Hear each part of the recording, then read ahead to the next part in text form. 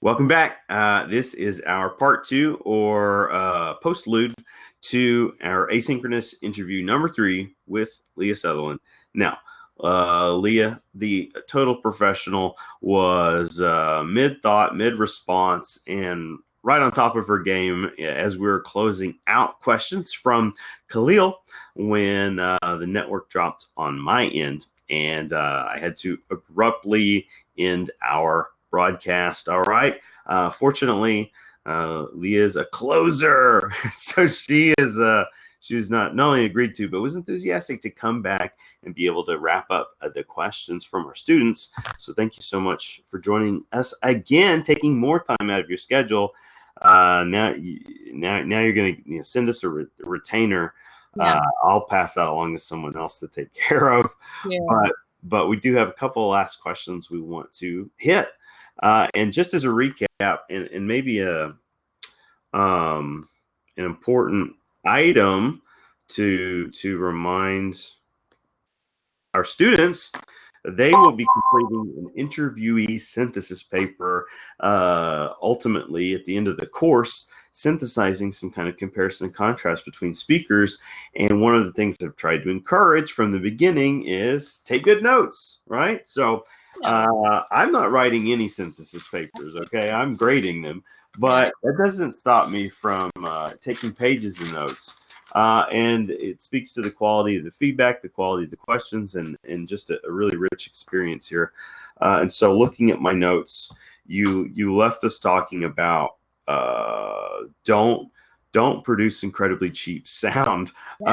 Take precautions and ensure that the product you put out there is worth it, because just like any kind of teaser trailer, sound isn't aesthetic, it's a sensory, it's one of our key senses, and if the sound doesn't connect, the audience won't. Correct. And I would make that argument for anything. One of my sketch teachers at Second City, he's a director. He's produced a lot of stage shows at Second City, but he gave me the great advice of don't put anything out until it's something that you like. Because if it's like a filmed video of some sort, a podcast, a blog post, anything on the internet, people will use it to find you, and they'll, especially if you're being considered for a job or anything, they'll use it to judge the quality of your work. And you can say, well, that was a couple years ago. Like, I didn't know what I was doing and I've learned a lot. It doesn't really matter. Like, they'll be able to see the progression. And if it's something that is not excellent, or at least as good as you can make it at the level that you're at, do not put it out. It's not ready to be there. So I think that applies to a bunch of things and not just sound. I like that. That's good food for thought. And one of the reasons repetition is important, right? To remind us of that theme we're trying to echo in part one of the interview. Well, I know we've got you for a short bit here, so let's jump right back in. We're going to close up with Rosalind's questions and allow some space here. Hi to both you, Miss Leah Sutherland, and to you, Dr. Castleberry. Creating social media presence and cultural change is the class that we're currently enrolled in, COM 4603 at Mid-America Christian University, and we're in week 3. Ms. Sutherland, before I ask you a couple of questions, I would like to congratulate you on the great strides that you've made in the entertainment industry. Yeah. My first question for you is, what adjustments or modifications did you have to make in the area of content creating, if any, as your production, Dirty John, transitioned from a podcast to a cable TV miniseries? Okay, so you had some success there with transitioning one of your programs. Yes, that's correct. Also, I know we're not probably supposed to choose favorites, but Rosalind had my favorite questions in video. So good job, Rosalind. You're my favorite so far. Because this is a smart question. I think one of the best things about a communication career is being able to consider and synthesize how one piece of content works across mediums. And I think really smart to already be looking ahead. That's one of our number one priorities at Wondery is we make podcasts, that's our business, but we're also in Hollywood, and that's for a reason, because entertainment is what we do. So if it's audio today, it could be a film or a TV show or a limited series or some other form of entertainment tomorrow. So I think it's really smart, Rosalind, that you're thinking in that direction. In terms of what we had to do to pivot the content, when you're going from a visual medium, an audio medium to a visual medium, the visual storytelling is entirely different. You need far less dialogue, far less, hand holding. A rule of thumb in audio is a new thing happens every 90 seconds. Everything has to be really signposted. So in turning this into a miniseries, you have to remove everything except for the basic story structure and dramatic tension. Everything else that was up for fair game to change. So that was probably the biggest piece, is looking at how do we tell the story without using any words? Because that's one of the hallmarks of TV, is like, I should be able to turn the sound off and fully understand the emotional arc of whatever's happening on the screen, which is exactly the opposite of what we do in audio. So keep your structure and throw everything else away. Awesome.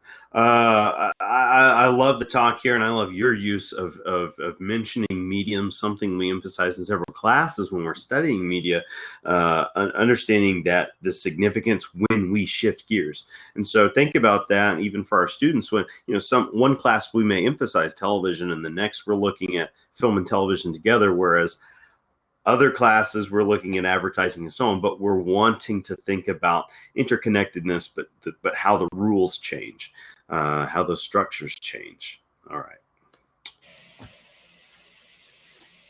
My second question is, when you consider your educational journey, what takeaway or takeaways would you say had the greatest impact on your successes as a writer, producer, and director?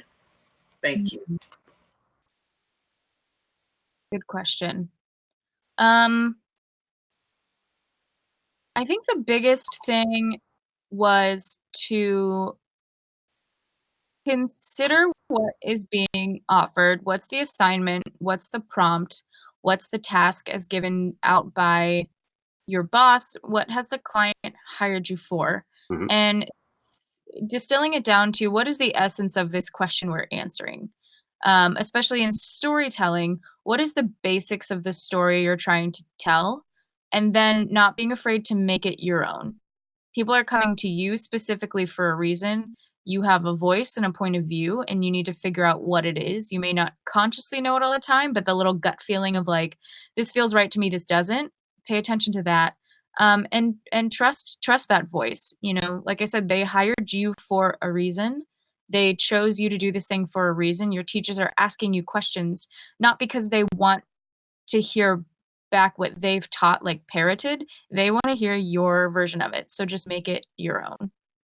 Excellent. I would ask if you have any closing thoughts or closing advice for our students, whether it's about one field or another, or preparation or methods that they can think about as they look toward new career paths. Is there any broad advice you have for them? Yeah, I think just try anything. Try a bunch of stuff. My first job at the marketing agency, I did not love, but I took because it was a job and it was a good job, and it was my first time making money, and I knew that it was going to lead somewhere. So I think just try a bunch of stuff, see what sticks. It's kind of like high school where you try on a bunch of different clothes. And you're like, oh, I'm punk for a while. No, I'm goth. No, I'm going to shop exclusively at just try on a bunch of things and see what fits. Don't be afraid to say no to things that also feel off to you. If it feels weird for some reason, don't do it. It's never worth the money. I like that. I know you've got a meeting to head off to, so want to give you time to get ready for that. Thank you so much for not only coming back to join us again, but for joining us in general, giving us an opportunity to hear more about your story and take our student questions. Thank you so much for having me. I have a great time. I hope it's useful. Absolutely. And for the students, we'll look forward to hearing your comments and feedback in that synthesis paper as we're getting near to the end of the class. And we'll be in touch with those future instructions. But once again, big thanks to Leah Sutherland for joining us, talking about her various positions, but particularly that work with Wondery. We're looking forward to what you come up with in the months, if not years to come. Thank you. Thank you so much.